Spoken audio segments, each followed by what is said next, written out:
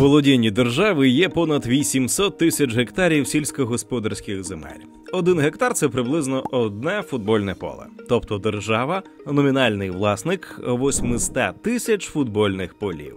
Значна частина з них або простоює і заростає бур'янами, або втоплена у корупційному болоті. Земля, яка могла б генерувати прибутки і наповнювати державний бюджет, використовується не просто в сумнівний спосіб.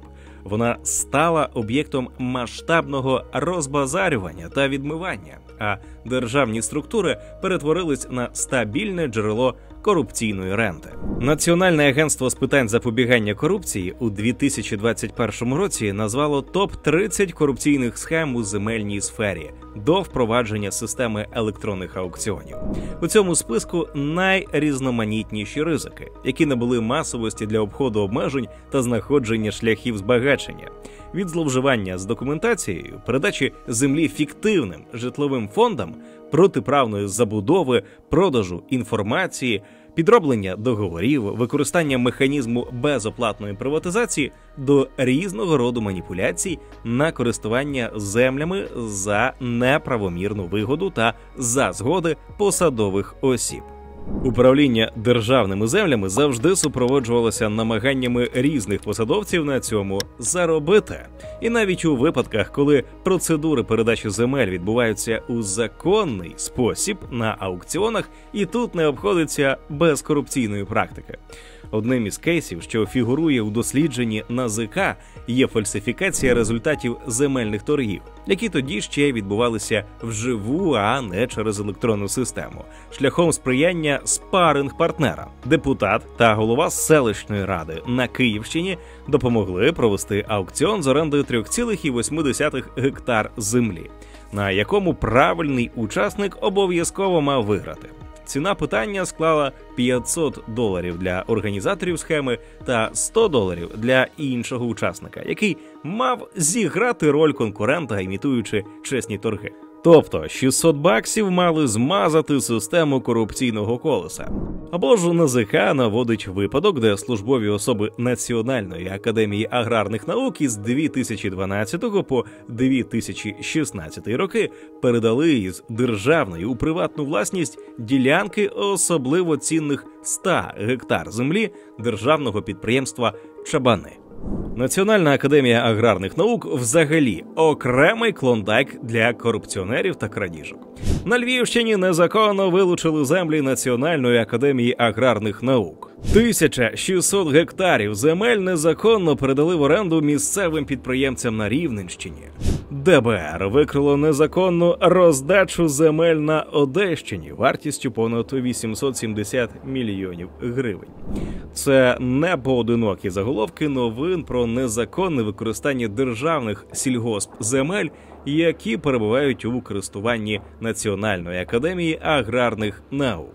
Ніякої наукової роботи там немає. Проте є масова корупція, коли землі переводять у приватну власність під забудову.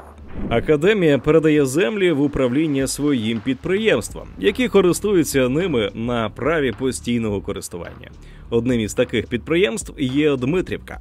Справу про втрату земель порушила Генпрокуратура. 1400 гектарів державної землі, що належать структурі, перетворилися на котеджне містечко під Києвом. Власне місто. Проєкт підприємця Ярослава Корніяченка. Підозрюється, що група осіб через чорних реєстраторів упродовж кількох років змінювала дані в реєстрах, аби перевести ці ділянки в комунальну власність, щоб отримати доступ для забудови чи перепродажу під комерційні проєкти.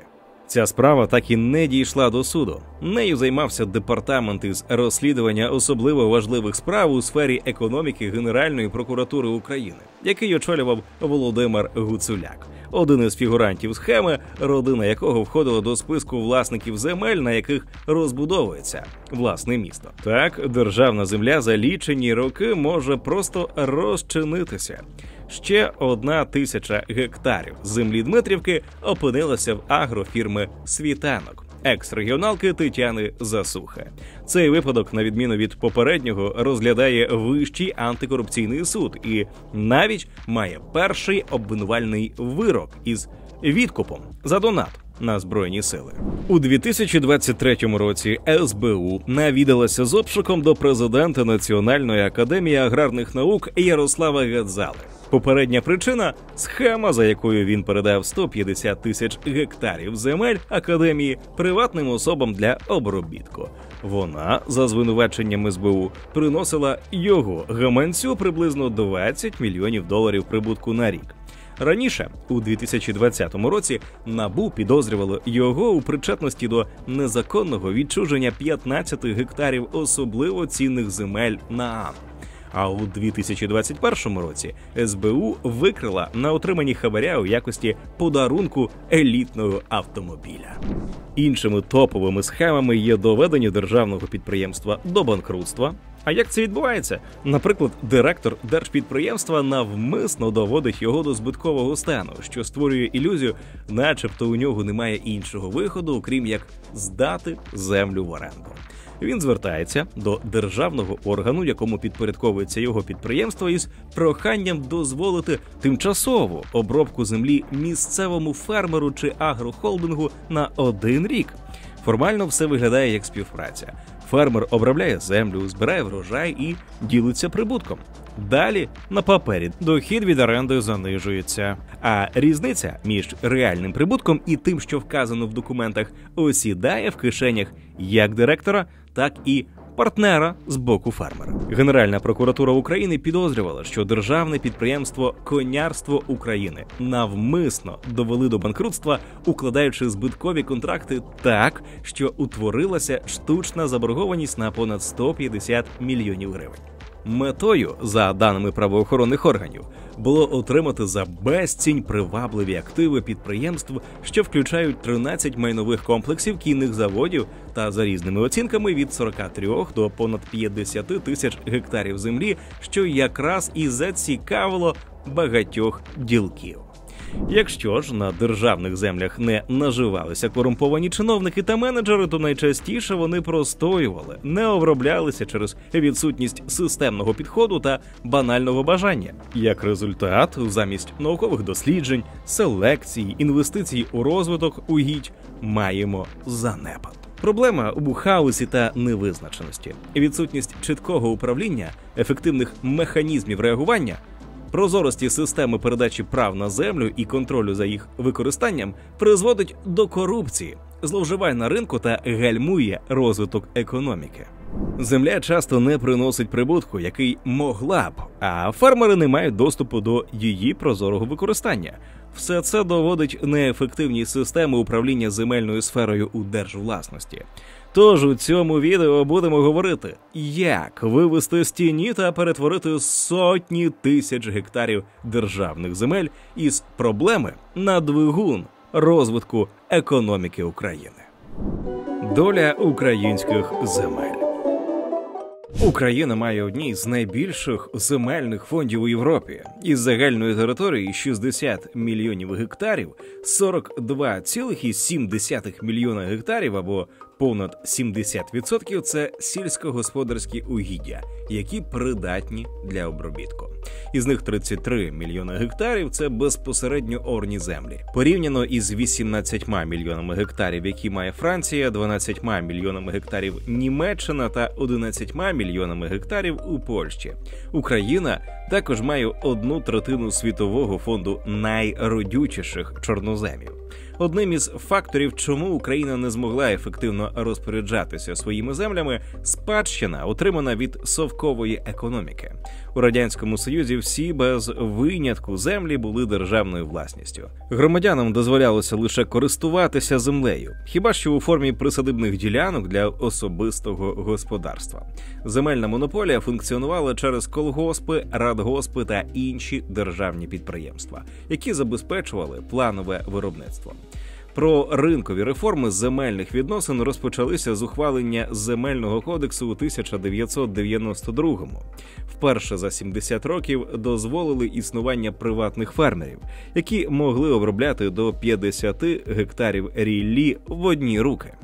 Документ закріпив 3 форми власності – державну, комунальну та приватну. Власником визначено державу в особі рад, які надавали земельні ділянки у постійне чи тимчасове користування. Підприємства ж, які по ідеї їх майбутнього функціонування мали б займатися селекцією, розведенням тваринництва, створенням нових сортів та рослинництва, не підлягали роздержавленню. Це якраз Національна академія аграрних наук, її структури та інші землі великих держпідприємств.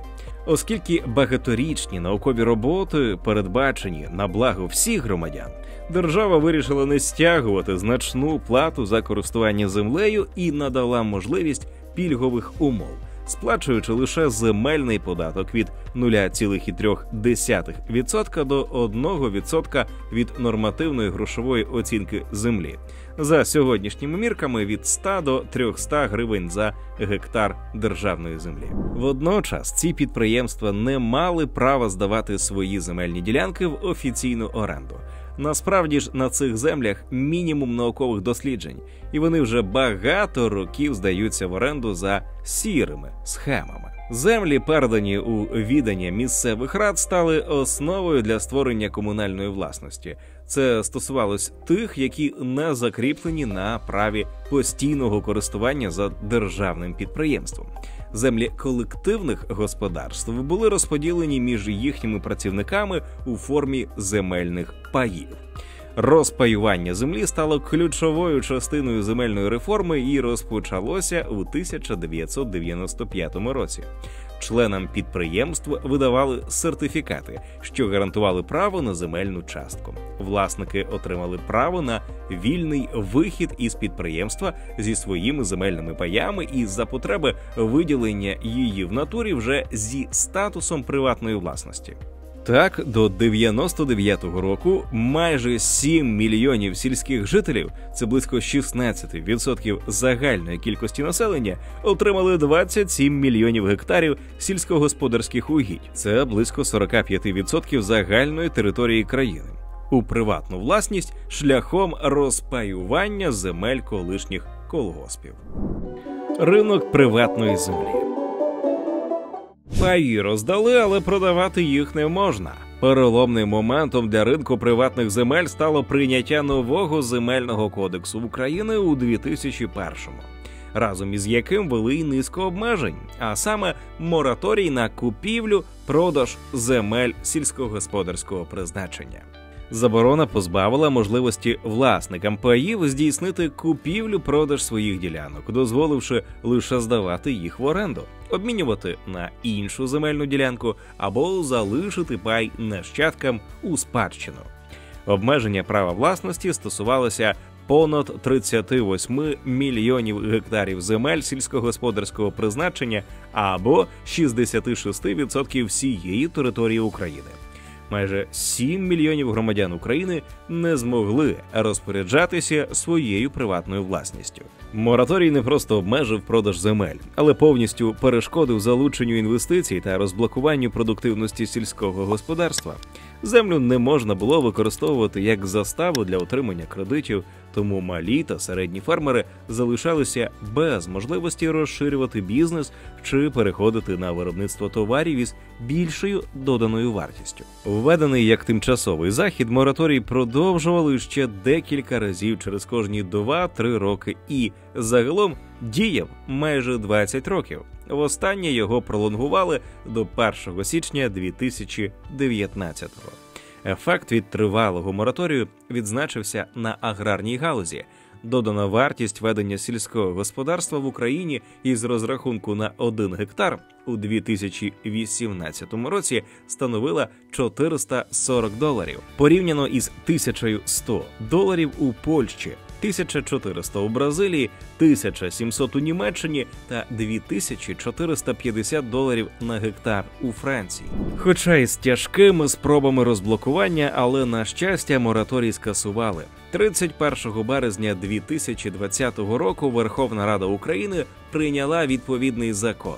Ринок відкрився пізніше. Для фізичних осіб із 1 липня 2021-го юридичні особи набули право власності на земельні ділянки із 1 січня 2024-го. Комунальні землі. У процесі розпаювання землі передавалися у комунальну власність місцевих рад для управління або подальшої передачі у власність громадян та організацій. Частина земель залишалася у запасі або резерві, невикористовувані землі колгоспів, радгоспів, а решта розподілялася пропорційно кількості працівників. Деякі власники не звернулись для оформлення своїх ділянок у приватну власність. Такі ділянки залишалися у статусі невитребуваних до моменту, коли власник не ініціює оформлення права власності. У 1998 році почали діяти постанови, які деталізували механізм передачі земель з державної власності в комунальну через відповідні акти місцевих органів влади. Такими земельними ділянками тимчасово розпоряджалася міська або районна влада. Вони могли використовувати для розбудови інфраструктури або ж надавались кооперативам, які брали земельні ділянки для городів місцевого населення. Масштабна реформа децентралізації передбачила передачу державних земель до комунальної власності територіальних громад. Фактично, землі запасу та резерву в межах громад перейшли в їх розпорядження, що зміцнило фінансову та адміністративну незалежність місцевих рад. До 2019 року комунальну власність передано 1,5 мільйона гектарів сільськогосподарських земель, що стали давати прибуток місцевим громадам, які отримали більше повноважень, зокрема, право здавати землі в оренду. Водночас плата за оренду сільськогосподарських земель в Україні нижча, ніж в більшості європейських країн. Середня річна вартість оренди 1 гектара сільськогосподарських угідь у 2021 році складала близько 1750 гривень або 50 євро. В межах Європейського Союзу середня ціна оренди 1 гектара ріллі або постійних пасовищ на 2022 рік становить 199 євро. Найдорожчі ціни в Нідерландах – 843 євро за гектар, за якою йдуть Данія – 561 євро і Греція – 486 євро. На Мальті орендувати землю коштує 89 євро за гектар. У Хорватії – 74, у Словаччині – 57. Як і у випадку з Україною, ціни мають відмінність в орендній платі за землю між країнами та регіонами. У Київській області вона коштуватиме дорожче, ніж, наприклад, Сумській. Рівень цін на землю в основному залежить від ряду локальних факторів продуктивності, такі як якість ґрунтів. Серед регіонів Європейського Союзу оренда 1 гектара сільськогосподарської землі була найдорожчою в 2022 році в нідерландському регіоні Флеволанд.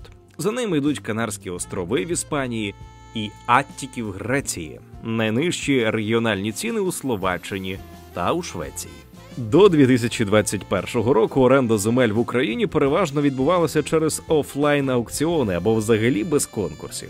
Часто це супроводжувалося неформальними домовленостями, що створювало численні корупційні ризики. Оренда надавалась за заниженими ставками без належної конкуренції між потенційними орендарями.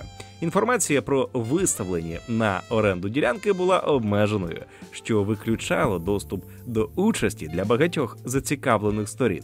Через непрозорі механізми громади недоотримували значні кошти, які могли б бути спрямовані на місцевий розвиток.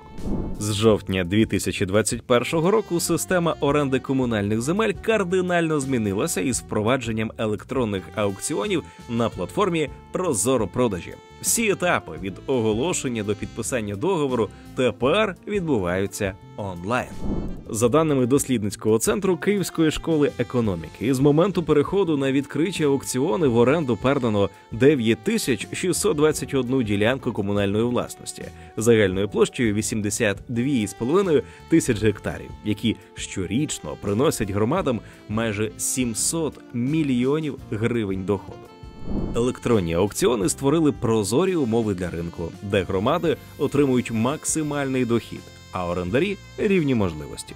Експерти Світового банку відзначають, якби всі державні землі, які Україна передала із 2015 року, виставили на аукціон за допомогою механізмів електронних аукціонів, органи місцевого самоврядування отримали б додатковий дохід від оренди у розмірі $500 мільйонів США щорічно.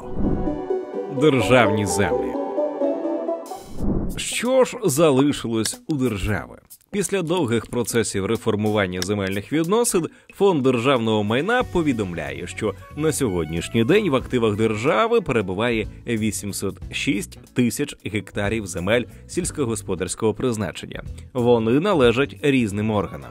386 тисяч гектарів, які зосереджені у постійному користуванні державних підприємств, що були передані в попередні роки від органів управління, передусім від Національної академії аграрних наук до управління Фонду державного майна України. Із них 98 тисяч гектарів в окупації. 277 тисяч гектарів залишаються в управлінні Національної академії аграрних наук.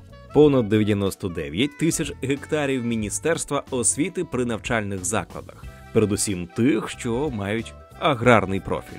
Майже 42 тисячі гектарів – це Міністерства юстиції, це землі в установах виконання покарань. 1,6 тисяч гектарів – Мінагрополітики. Сюди не входить масив земель сільськогосподарського призначення, що перебуває в користуванні підприємств Міністерства оборони. Їх близько 500 000 гектар.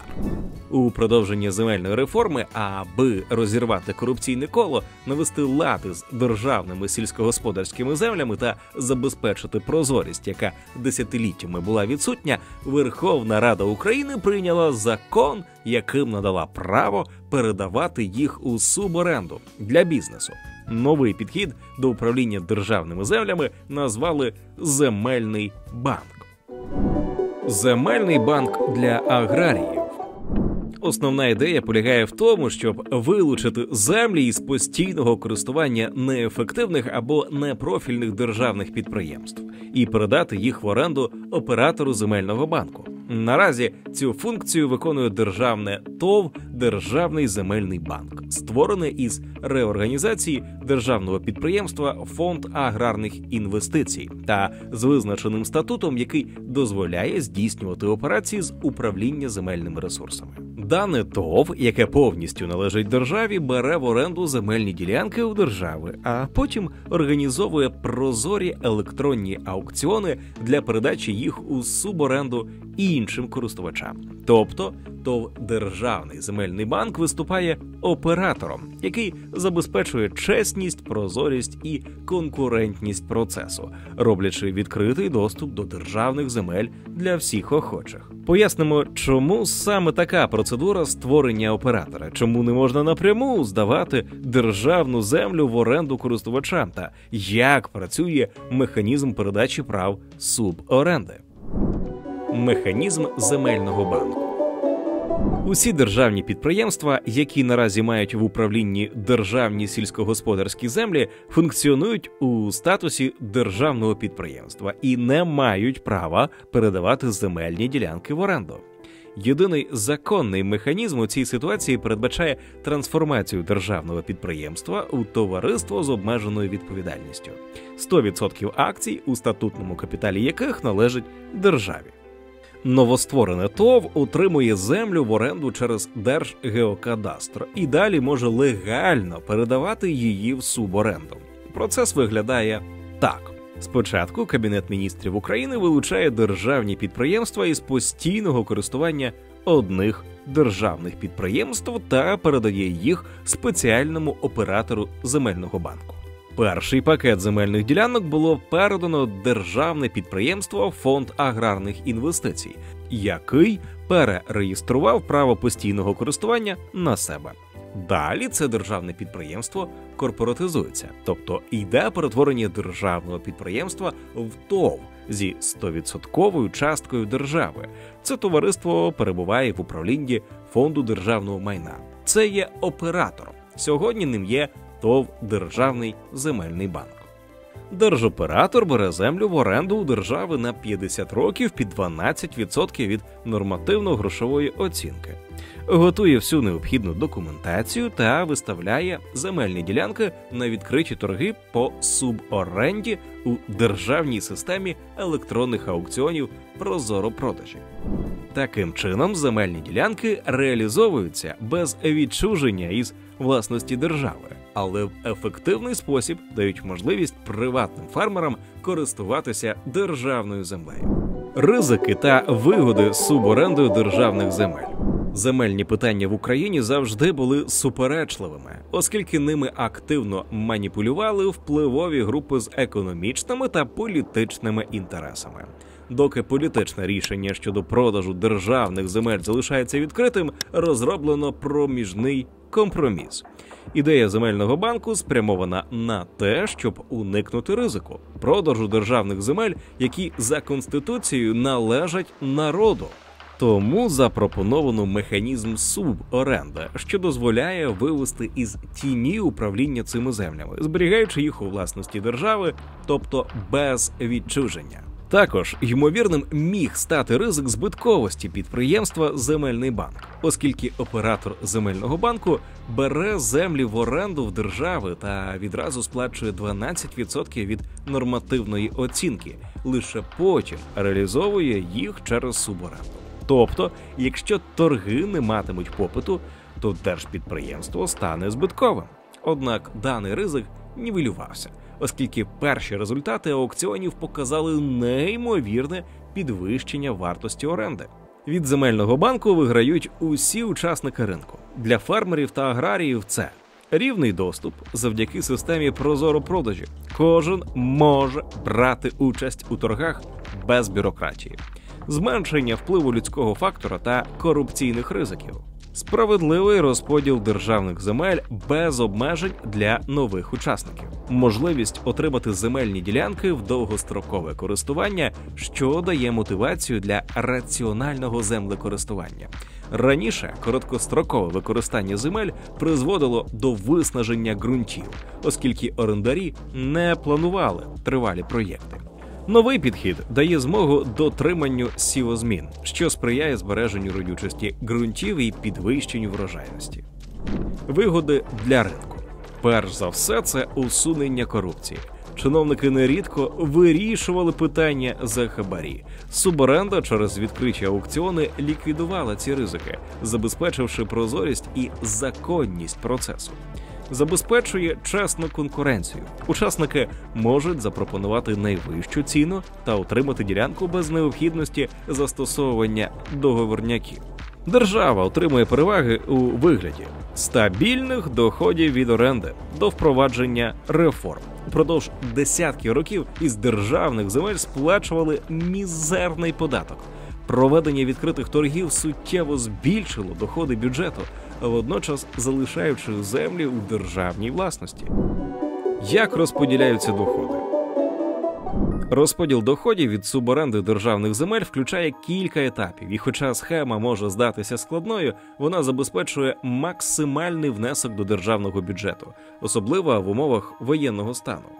До суборендної плати додається ПДВ і передається транзитом у державний бюджет. Коли ділянку передають у суборенду, в оператора Державний земельний банк виникає додатковий дохід. Різниця між суборендною та орендною платою є прибутком земельного банку, із якого сплачується 18% податок на прибуток.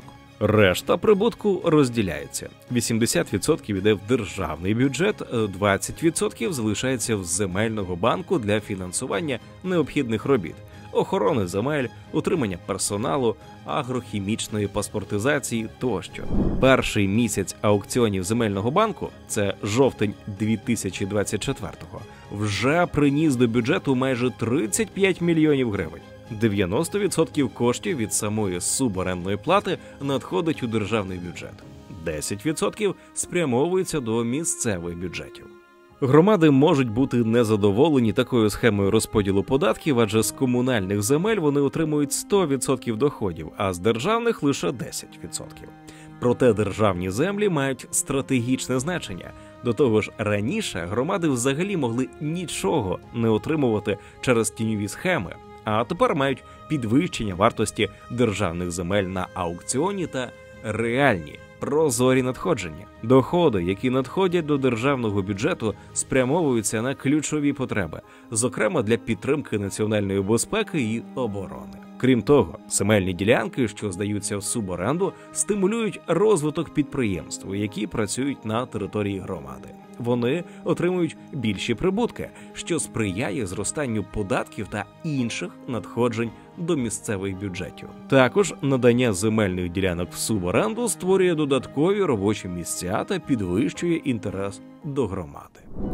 Прозорість для кожного.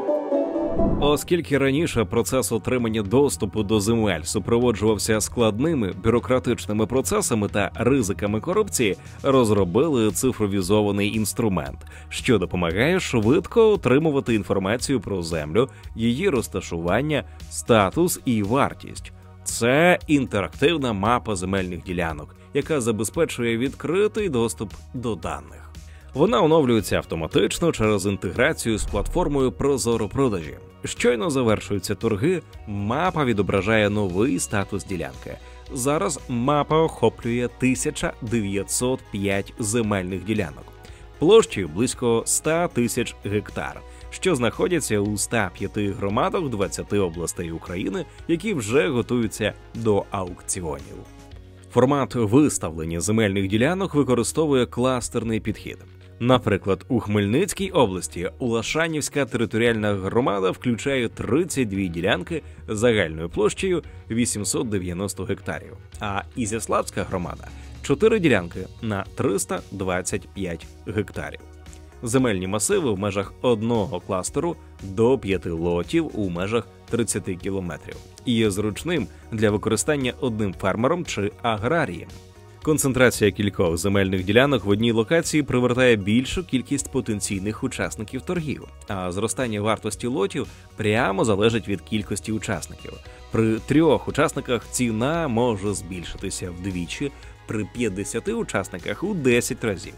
Англійські аукціони ще й додають емоційності у змаганні, свого роду азартності, що стимулює підвищення ставок. Оскільки одночасне виставлення великої кількості ділянок, наприклад, 30 чи більше, може ускладнити планування та знижує ефективність участі у торгах, коли одні ще тривають, а інші вже починаються, то для зручності учасників прийняли рішення обмежити кількість виставлених ділянок на один день у межах одного кластера до 5, що дозволяє учасникам торгів приймати обґрунтованіші рішення. Це важливо для невеликих фермерів і одноосібників, які можуть зіткнутися зі складнощами підготовки документів для участі у торгах на декількох лотах одночасно. Великі агрохолдинги з юридичними командами мають більше можливостей швидко підготуватися до участі, але необхідно забезпечити рівні можливості для всіх учасників, незалежно від їхнього масштабу. На інтерактивній мапі земельні ділянки позначені різними кольорами, що дозволяє користувачам легко орієнтуватися у статусі. Синім відображено всі ділянки, що включені в перший пул державних земель. Фіолетовий колір позначає земельні ділянки, виставлені на аукціон через Прозоро-продажі. При натисканні на таку ділянку можна отримати базову інформацію – кадастровий номер, площу, місце розташування, цільове призначення, стартову ціну. Червоним відзначено аукціони, що вже відбулися, і триває оформлення протоколів. Після завершення процесу підписання документів такі ділянки позначатимуться зеленим. Окрім візуального вибору земельних ділянок, платформа також надає функцію фільтрів для пошуку потрібної ділянки. Користувачі можуть обрати область, район або громаду і побачити інформацію щодо кожної земельної ділянки, площу, стартову ціну та поточний етап торгів. Також можна відфільтрувати ділянки за площею, кластером, стартовою ціною або статусом, наприклад, ті, де зараз відбувається прийом пропозицій. Обраний фільтр допомагає швидко перейти на Прозоро-продажі для детального перегляду умов участі у земельних торгах.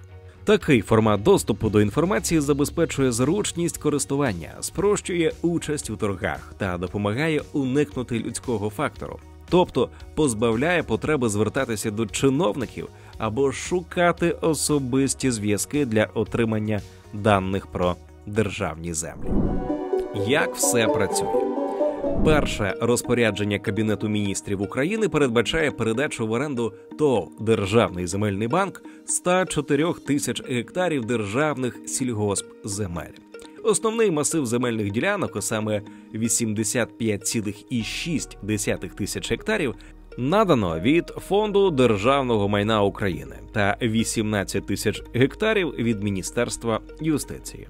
Згодом будуть створені й інші державні оператори, роль яких орендувати у Кабінету міністрів України державну аграрну землю і надавати її в суборенду агробізнесу через прозорі аукціони.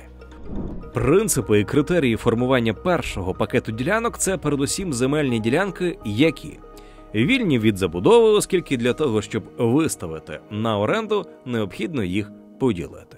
Ті, які є максимально інвестиційно привабливими, мають кадастровий номер, внесені до Державного земельного кадастру, відсутні будь-які обтяження та арешти в державних реєстрах. Залежно від категорії, землю можна орендувати на максимальний строк – до 14 років для вирощування однорічних насаджень, до 25 років для вирощування багаторічних насаджень. Стартова мінімальна вартість суборенди складає 12% від нормативної грошової оцінки.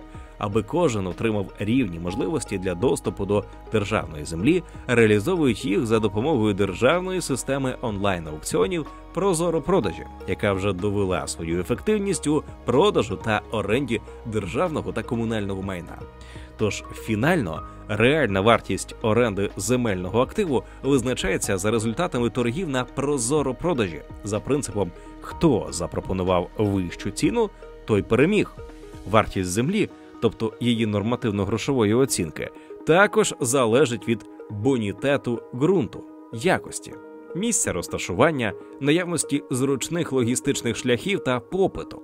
Так, приватні інвестори отримують ділянки в суборенду, сплачують суборендну плату, а оператор забезпечує гарантовані 12% від нормативної грошової оцінки землі в державний бюджет.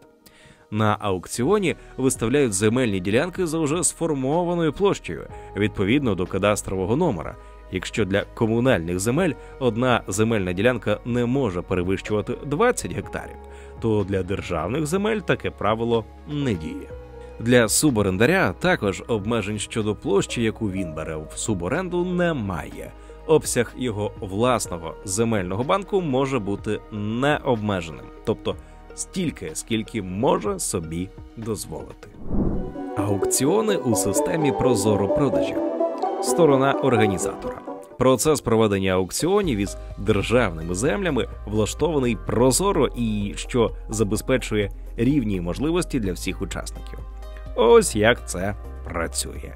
Організатор торгів, ТОВ «Державний земельний банк», готує лоти для аукціонів. Важливо, що Прозоро-продажі є адміністратором, інформаційно-технологічною платформою і не приймає учасників. Тому вся взаємодія відбувається через перевірені партнерські електронні майданчики. Детальніше, як саме проходять аукціони через Прозоро-продажі, алгоритм роботи центрального модуля та інші важливі аспекти ми розібрали в нашому відео про нову еру приватизації в Україні. Приватизація без олігархів. Як прозоро продати держвласність. Сторона учасника. Отже, земельні торги проводяться за 3 раунди англійським аукціоном на підвищення ціни.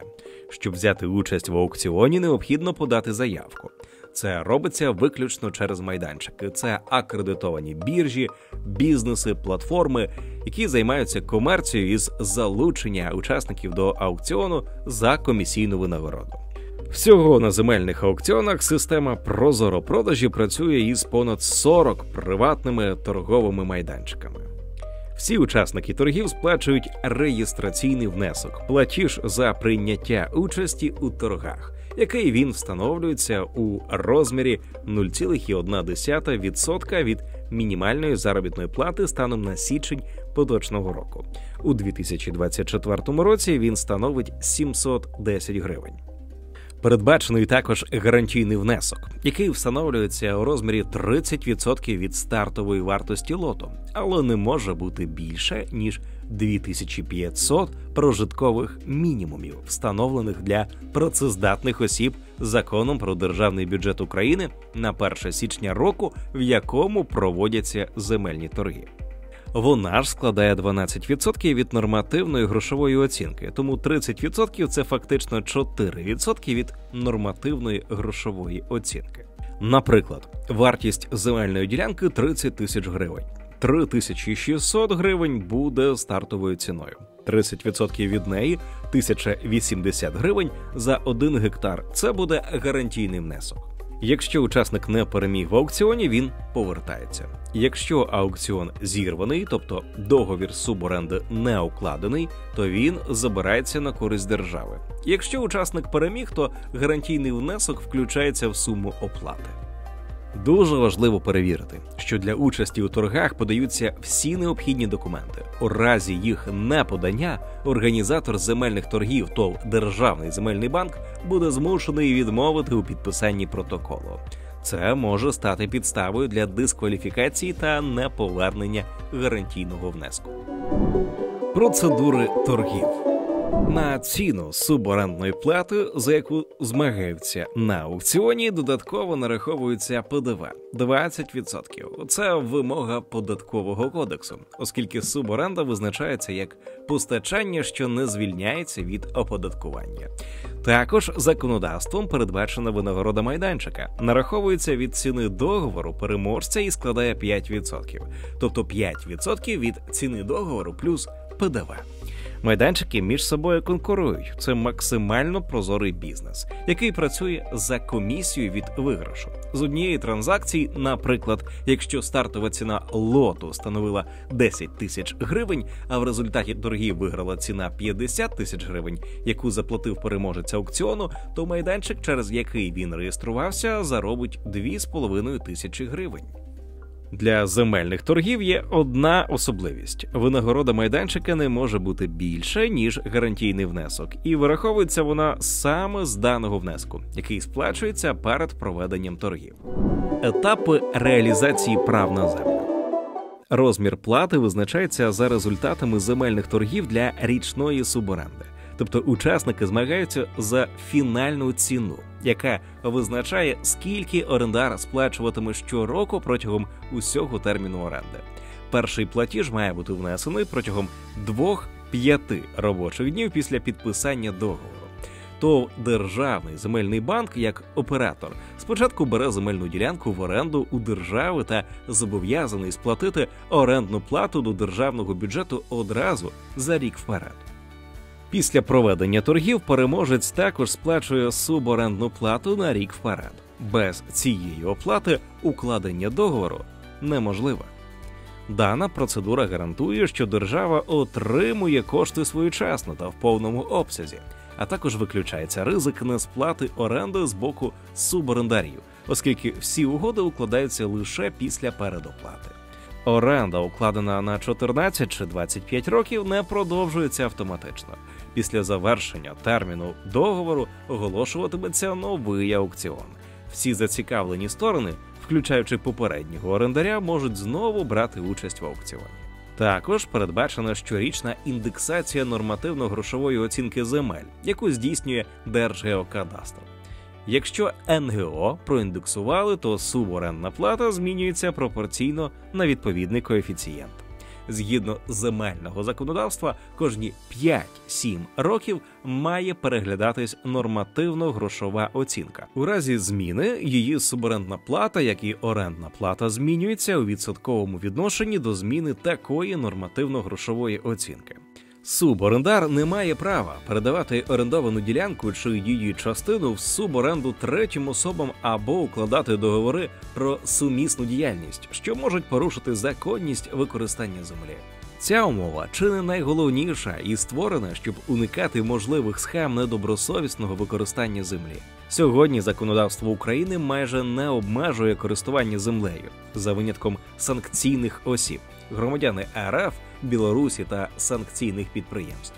Іноземці не можуть купувати землю, але можуть орендувати. Іноземні інвестори часто є засновниками українських підприємств, які орендують земельні ділянки, особливо в регіонах, де вже ведуть діяльність. Результати роботи земельного банку.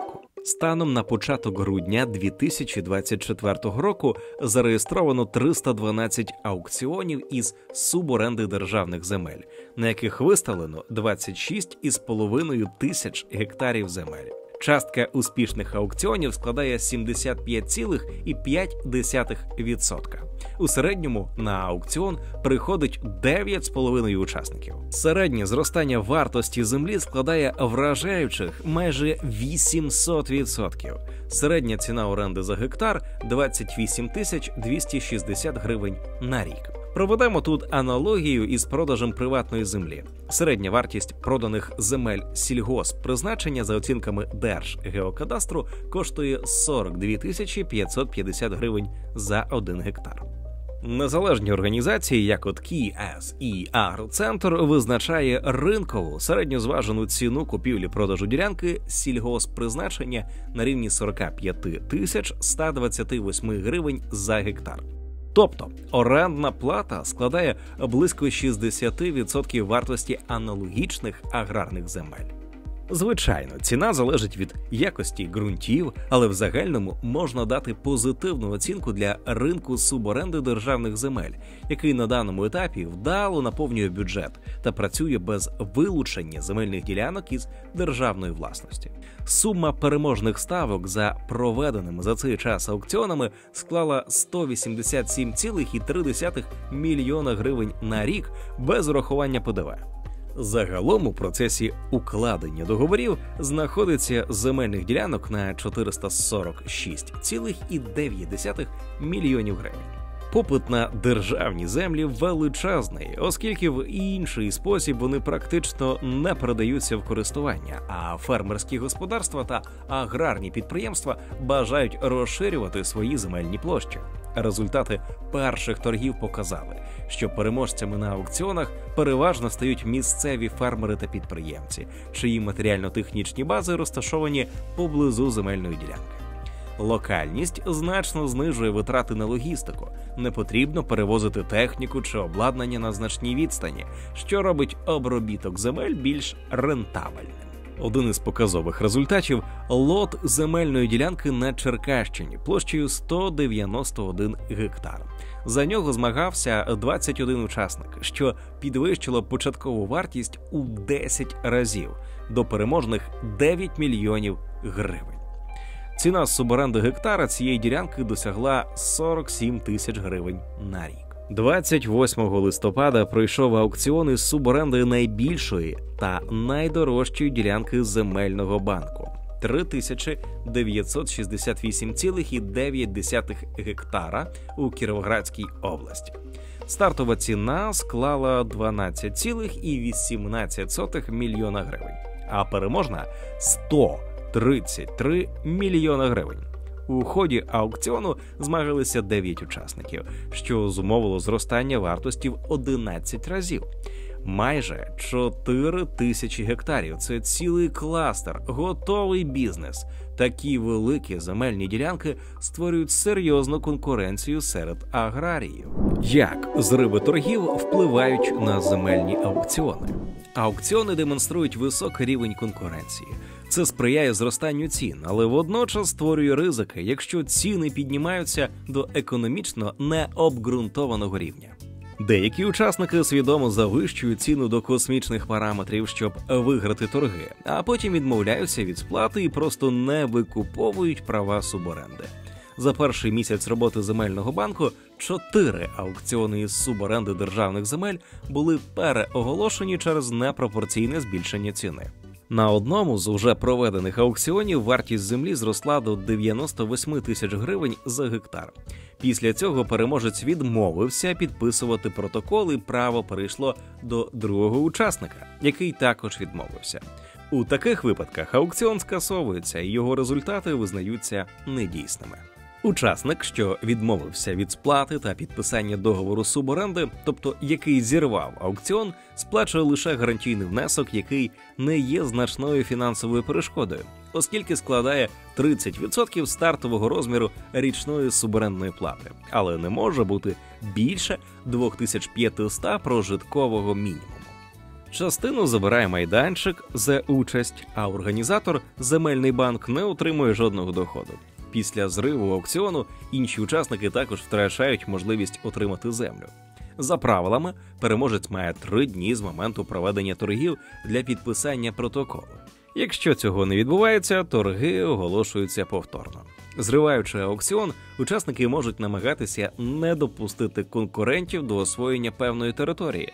Це один із можливих варіантів недобросовісної конкуренції. Додаткових санкцій від зривів аукціону не передбачено. Недобросовісний учасник не допускається до наступних торгів по тій же земельній ділянці. Однак система не може повністю виключити суб'єкта для інших торгів, оскільки це буде рахуватися за дискримінацію.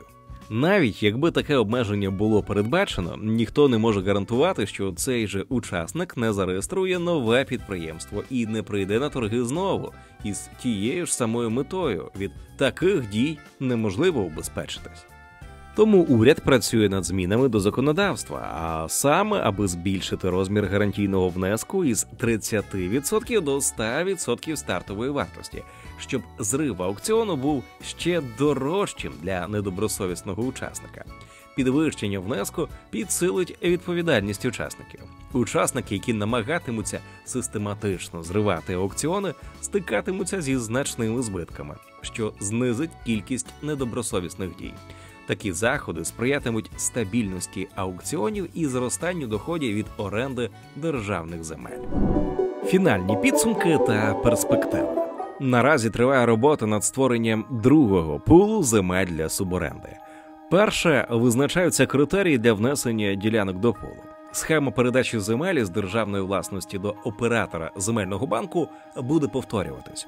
Однією з особливостей, про які вже говорили, є те, що державні землі не можна передати напряму іншому підприємству через право постійного користування, яке мають державні підприємства. Тому для кожного нового пулу створюватиметься нове державне підприємство, яке перетворюється на ТОВ та може здавати державні землі в суборенду. Можливо, нове підприємство приєднається до існуючої структури ТОВ «Державний земельний банк» для того, щоб уникнути необхідності створювати новий адміністративний персонал, якщо вже є досвідчена команда, яка може успішно проводити аукціони. Заключним етапом для запуску наступного пулу є розпорядження Кабінету міністрів про вилучення земель. У перспективі, коли процес досягне масштабного рівня, може виникнути необхідність створити єдину холдингову компанію, яка централізовано управлятиме усіма земельними активами. Однак наразі для цього немає відповідної законодавчої та нормативної бази, і реалізація такого рішення можлива не раніше, ніж через 1-2 роки. У рамках наступних пулів передбачається залучення земель тих підприємств, де є тваринництво. У другому пулі підхід залишатиметься зваженим. Частково вилучатимуться лише ділянки, які не є критичними для розвитку діяльності даної сфери. Також багато ділянок раніше не мали кадастрових номерів чи були неподіленими. За цей час провели роботу, аби сформувати окремі земельні масиви. Наприклад, якщо ферма розташована на великій ділянці – 500 гектарів, нерухомість виділятиметься окремо для подальшої приватизації, а решту землі можна передати в суборенду. Земельні ділянки Національної академії аграрних наук та Міністерства освіти будуть залучені уже для другого пулу. Оптимістичний план – включення близько 250 тисяч гектарів землі. Більшість із них планується передати для подальшого використання через фонд державного майна. Залежно від кількості доступних ділянок, не виключено, що наступний пул буде поділено на додаткові частини. Основна ціль – сформувати не менше 100 тисяч гектарів землі у другому пулі земельного банку, аукціони якого розпочнуться у 2025 році. Попереду ще третій, четвертий і наступні пули. У роботі залишаються ділянки без кадастрових номерів, землі з юридичними обмеженнями, наприклад, під арештом, які потребують судових рішень для повернення державі. Основна мета передачі державних сільськогосподарських земель в суборенду – виведення із тіні значної кількості державної землі. Нагадаємо, що це понад 800 тисяч гектарів. Наповнення державного бюджету, забезпечення вільного доступу до інформації та рівних прав для всіх учасників. Цей новостворений інструмент дозволяє орендувати земельні ділянки через онлайн-аукціони, що унеможливлює корупцію та прибирає будь-які тіньові схеми. Це дозволяє надходженням до бюджету і місцевим громадам зростати, а фермерам та підприємствам отримувати нові площі для розширення виробництва та розвитку нових напрямків. Результати роботи перших місяців земельного банку вже себе виправдали, і, можливо, це дійсно шанс вирватися із пастки аграрної недієздатності та зробити Україну ефективним розпорядником державних ресурсів.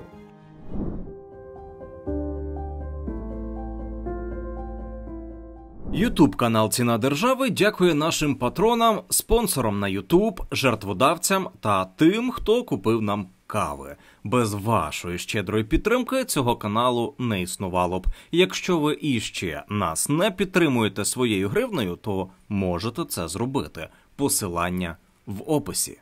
Підтримайте поширення якісного україномовного відео від «Ціни держави». Підпишіться на канал, залиште коментар під відео та поставте вподобайку.